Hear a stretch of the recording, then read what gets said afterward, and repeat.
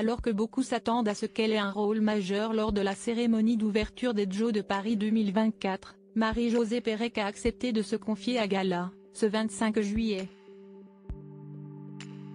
La Gazelle y parle de son compagnon et de ce refuge en Corrèze où le couple va se ressourcer avec leur fils, Nolan.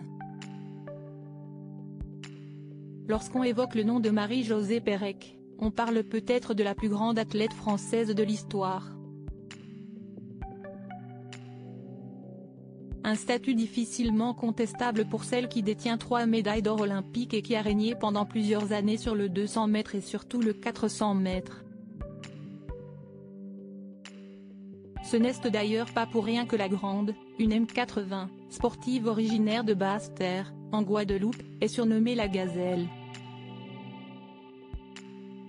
À l'approche des Jeux Olympiques de Paris, qui débutent demain, si est donc assez naturellement que les regards se tournent vers celle qui a fait rêver des millions de téléspectateurs à Barcelone et à Atlanta.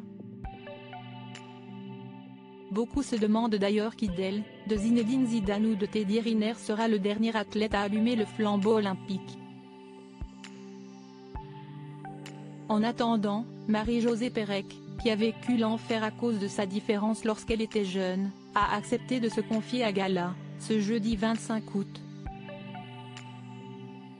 Très discrète sur sa vie privée, la championne est en couple depuis plus de 20 ans avec un ancien grand champion, Sébastien Foucras. Si la Guadeloupéenne excelle sur terre, ce dernier est bien plus à l'aise sur la neige puisqu'il a notamment décroché la médaille d'argent aux Jeux Olympiques d'hiver de 1998 en saut acrobatique à ski.